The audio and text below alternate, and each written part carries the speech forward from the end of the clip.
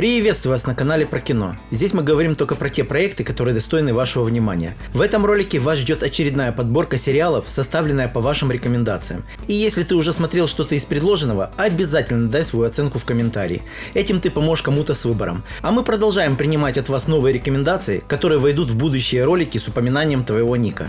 Конечно, если рекомендованный сериал не входит в один из наших роликов, которые вышли раньше. Ну а мы поехали! Детектив английской полиции Юджин Мортон вынужден отправиться в далекий заснеженный городок Фортитьюд. Ему предстоит расследовать загадочное убийство профессора Чарли Стоддарта, который был британским подданным. Немногочисленные жители города любят место, в котором живут, ведь здесь всегда царила спокойная жизнь в окружении невероятных пейзажей. Но все меняется после того, как в Фортитьюд происходит еще целая череда весьма странных убийств. Фортитьюд – британский психологический детективный триллер. Роль шерифа Дэна Андерсона исполнил Ричард Дормер, известный многим по роли Лорда Молнии в третьем сезоне сериала HBO «Игра престолов». Сериал затягивает своей необычностью и арктическими красотами, а отличный актерский состав, интересный сюжет и развязка событий держат зрителя в напряжении. Проект стартовал в 2015 году, и на сегодня мы имеем 3 сезона с рейтингом 7,3 балла. Сериал к просмотру рекомендует Диана Равильевна.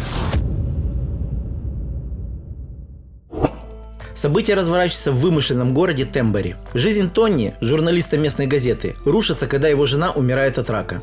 Первое, что приходит ему на ум, совершит суицид. Но сначала он должен покарать этот мир за смерть жены. Теперь он говорит и делает только то, что считает нужным. В этом, как он убежден, его суперсила. Однако все идет наперекор его плану. «Жизнь после смерти» – британский комедийно-драматический веб-сериал, снятый для Netflix.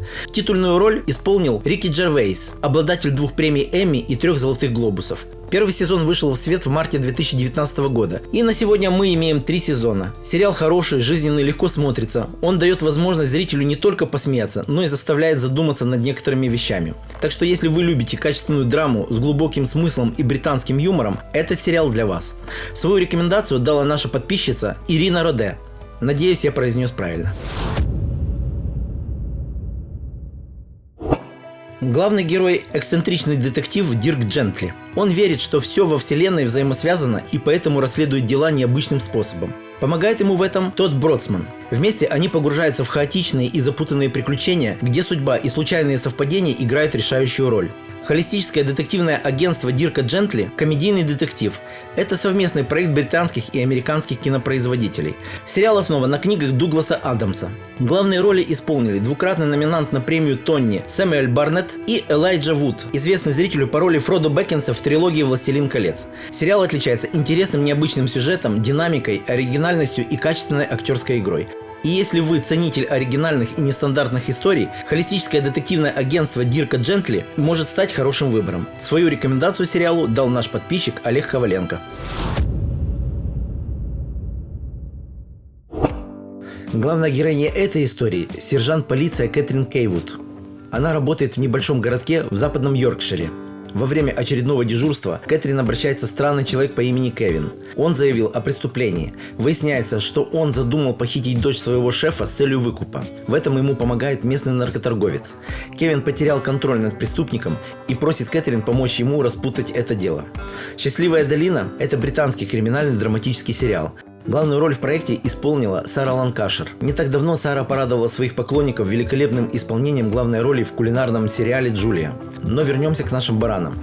Сам сериал «Счастливая долина» тоже был удостоен нескольких наград, включая премию Бефта в категории «Лучший драматический сериал». История подана так, что держит зрителя в напряжении с первой серии до последней, вызывая сильные эмоции и оставляя глубокое впечатление.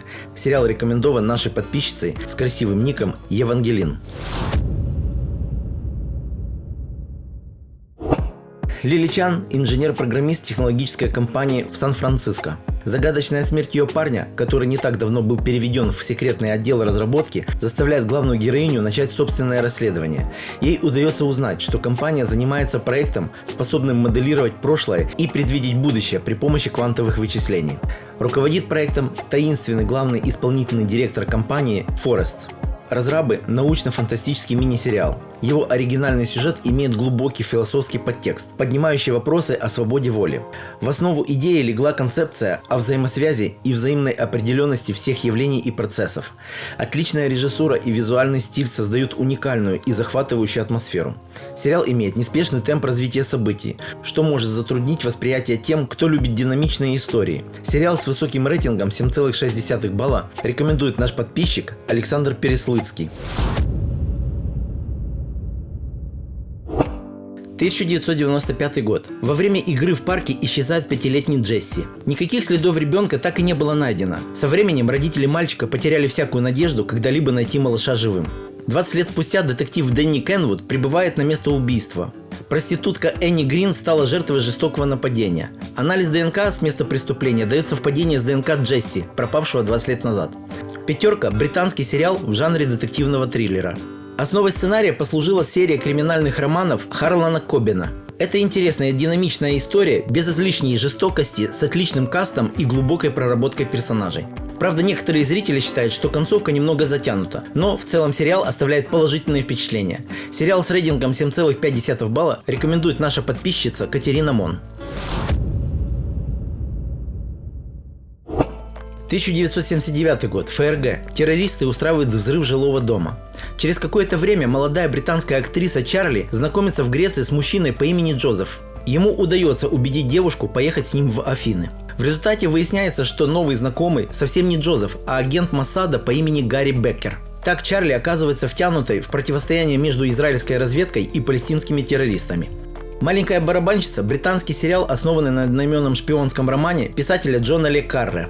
Все 6 эпизодов сериала снял южнокорейский режиссер Пак Чхан Ук. Киногурманы прекрасно знают его работы, среди которых культовый фильм «Олдбой». Титульную роль исполнила Флоренс Пью. Ее работа в исторической драме «Маленькие женщины» была номинирована на премию «Оскар» в категории «Лучшая женская роль второго плана». В целом, сериал «Маленькая барабанщица» получил признание за глубокий сюжет, качественную режиссуру и сильную актерскую игру. Сериал рекомендует наша подписчица Ира Денисова.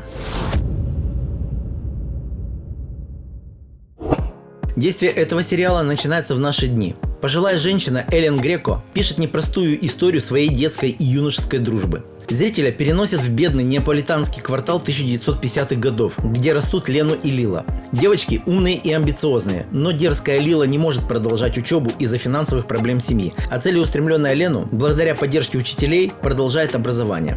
«Моя гениальная подруга» – итало-американский проект. Сценарий был написан по мотивам цикла «Неаполитанский квартет» итальянской писательницы Элены Форранте. Вас ждет увлекательная история с достоверным воссозданием атмосферы послевоенного Неаполя и сильной актерской игрой. Сериал был удостоен множества наград, включая победу в одном из 3 номинаций кинопремии «Золотой глобус». Сериал рекомендован нашей подписчицей под красивым ником Гульмира.